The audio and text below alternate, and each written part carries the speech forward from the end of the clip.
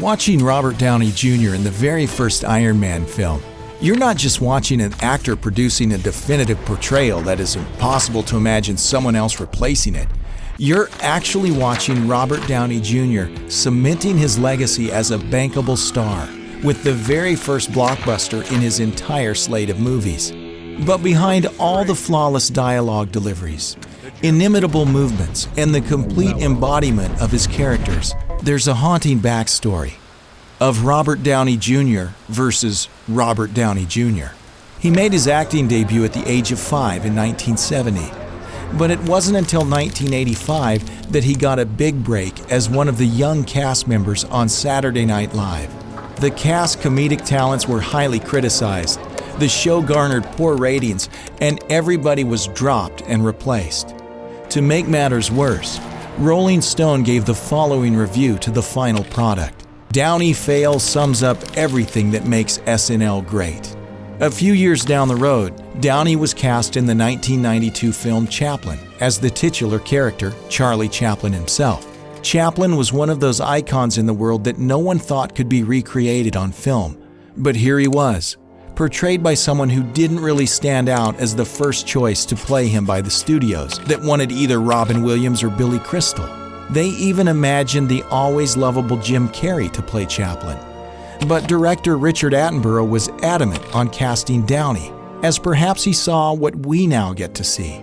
An actor portraying another actor with such unprecedented believability that Attenborough ended the film with archive footage of Chaplin himself to give you some sort of a tease comparison between Downey and Chaplin. Needless to say, Downey ended up with his very first Academy Award nomination. And even though he lost out to Al Pacino that year, he solidified himself as an extravagant force on the screen. Downey continued to garner prestige with his unusually arresting performances throughout his career. But oddly enough, even after piling up countless movies and playing numerous memorable characters, he still hadn't had a real blockbuster on his resume. Fast forward 16 years to 2008, and it was finally time for Downey to star in his very first box office-shattering multi-million-dollar project, Iron Man, that proved to be the foundation for the Avengers that became a multi-billion-dollar franchise in itself. The whole deal landed Downey topping the Forbes list of the highest-paid actors for 3 consecutive years. Downey is at the peak point of his life, a point where it's hard to imagine the very same guy who got busted by the cops on numerous occasions between 1999 and 2001 for substance abuse. Unimaginably, it was the age 6 when he first experienced marijuana, to which he credits his own father. Downey believed that doing drugs with his father was the only way his father knew of expressing his love for Downey.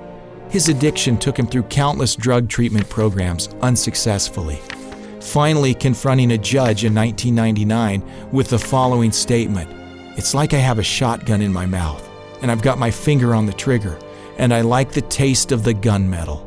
In the middle of Downey's drug crisis, his career started to tumble. But he was able to salvage it with the chance to play a key role in the 2000 hit series Ally McBeal. Moving on to securing an Emmy nomination for his work on the show, it seemed that Downey was back.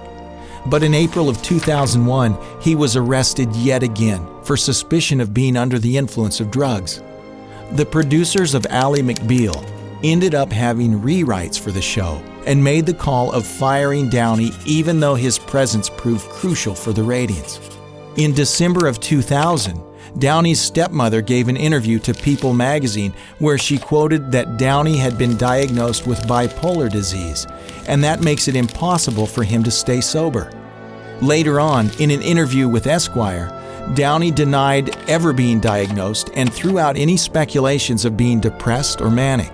After 5 years of full-on substance abuse, arrests, rehabs, and relapses, Downey decided to give full recovery one more shot with the following thought: "It's not that difficult to overcome these seemingly ghastly problems. What's hard is to decide to do it." Downey was successful in keeping his promise and dragged himself out of his addiction for good. Mel Gibson, who became a close friend of Downey's at the time, paid his insurance bond, which landed him a role in 2003's The Singing Detective, which then paved his way towards now a cult classic, Kiss Kiss Bang Bang. Downey hit the highest note in his comeback journey with David Fincher's Zodiac, and then making his way into becoming Iron Man.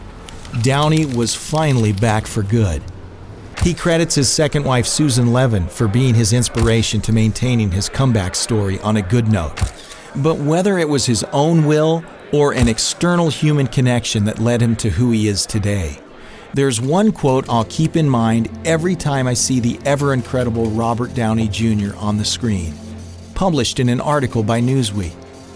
People want him to succeed, not just for Downey's good, but as a victory for human spirit. There's a very specific way with which Robert Downey Jr. moves and delivers his dialogues. And every time you watch him on the screen, you're instantly mesmerized and hooked to his stories. With Avengers Infinity War behind us, and Robert being one of the top stars of the film, I was extremely enticed by telling his narrative. So if you liked it, please share this with your friends and subscribe to the channel to stay tuned for some mind-twisting narratives every month, in the hopes of connecting with story lovers all over the world. This is Mr. Zcon in the making of a great story.